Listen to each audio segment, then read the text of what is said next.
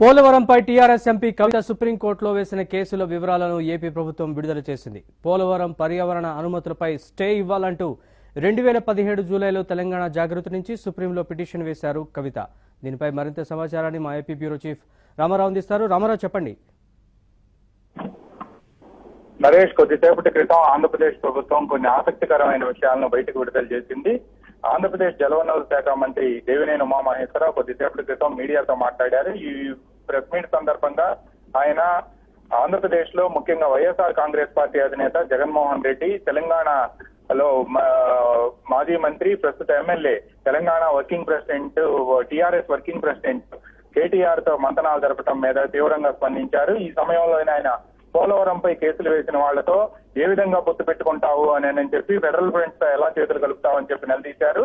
అయితే ఇదే సందర్భంలో ఆయన కల్వకుంట్ల కవిత పోలవరం పర్యావరణ అనుమతులు రద్దు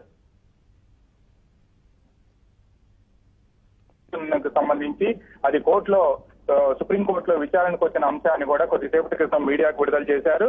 అయితే తెలంగాణ జాగృతి అధ్యక్షురాలుగా కవిత ఈ పిటిషన్ ని దాఖలు చేశారు. పోలవరం ప్రాజెక్టుకి పర్యావరణ శాఖ, అటవీ మంత్రిత్వ శాఖ అనుమతులు ఇచ్చింది.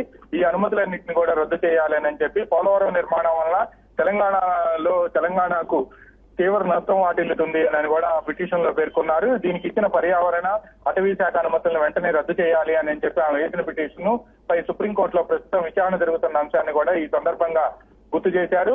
ఇటువంటి పిటిషన్లు వేసి ఆంధ్రప్రదేశ్ జీవనాడిగా ఉండి పోలవరం దాదాపుగా 64% పూర్తయిన తరుణంలో పైగా పోలవరానికి ప్రత్యామ్నాయంగా పట్టిసీమ నుంచి నీటిని ఎత్తిపోతల పథకం ద్వారా కృష్ణా డెల్టాలో 13 లక్షల ఎకరాలకు నీరు ఇస్తున్న తరుణంలో పోలవరం వస్తే ఆంధ్రప్రదేశ్ అంతా కూడా సస్యామలం అవుతుందని, దీంతో పాటు పోలవరం రావటం వలన కుడి ఎడమ కాలువల ద్వారా అటు ఉత్తరాంధ్రలోను, తూర్పు గోదావరి జిల్లాతో పాటు ఇటు పశ్చిమ గోదావరి, కృష్ణా, గుంటూరు, ప్రకాశం ఈ 4 జిల్లాలతో పాటు నదుల అనుసంధానం, అదేవిధంగా కృష్ణా, గోదావరి నదుల అనుసంధానం జరిగిన విషయాన్ని సందర్భంగా ఆయన గుర్తు చేశారు.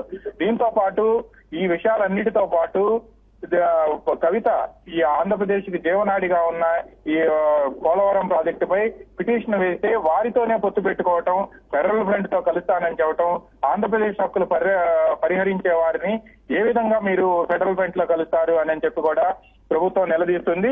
దీనికి సంబంధించి కొద్దిసేపటి క్రితం మంత్రి దేవినేని ఉమా ప్రెస్ కాన్ఫరెన్స్ లో మాట్లాడటంతో పాటు ఆ తర్వాత జలవనరుల శాఖ నుంచి ఒక నోటును కూడా విడుదల చేశారు. పోలవరానికి వ్యతిరేకంగా పర్యావరణ అనుమతులు, అదేవిధంగా అటవీ శాఖ అనుమతుల్ని కూడా వెంటనే రద్దు చేయాలని చెప్పి సుప్రీంకోర్టును అభ్యర్థిస్తూ దీన్ని ఎమర్జెన్సీ పిటిషన్ గా పరిగణించాలని చెప్పి 2017 సంవత్సరంలో జులై నెలలో కవిత వేసిన పిటిషన్ ను సుప్రీంకోర్టు దాన్ని పరిగణలోకి తీసుకున్న అంశాన్ని, దానిపై ఇప్పటి వరకు కోర్టులో జరుగుతున్న హీరింగ్ ను, ఈ సందర్భంగా ఉన్న వాయిదాలను కూడా వీటన్నిటిని కూడా కొద్దిసేపటి క్రితం మీడియాకు విడుదల చేశారు. వీటన్నిటిపై కూడా వెంటనే జగన్ సమాధానం చెప్పాలి అని చెప్పి ఆంధ్రప్రదేశ్ కి జీవనాడిగా ఉన్న పోలవరానికి పర్యావరణ అనుమతులు, అటవీ శాఖ అనుమతులు నిలిపివేయాలని చెప్పి కోరిన టీఆర్ఎస్ ఫెడరల్ ఫ్రంట్ ఏర్పాటు చేస్తుంటే వాళ్ళతో ఎలా చేతులు కలుపుతామని చెప్పి కూడా మంత్రులు, ప్రభుత్వం నిలదీసింది. వీటన్నిటిని కూడా కొద్దిసేపటి క్రితం మీడియాకు విడుదల చేశారు. Naresh, right, thanks for the updates Ramarao.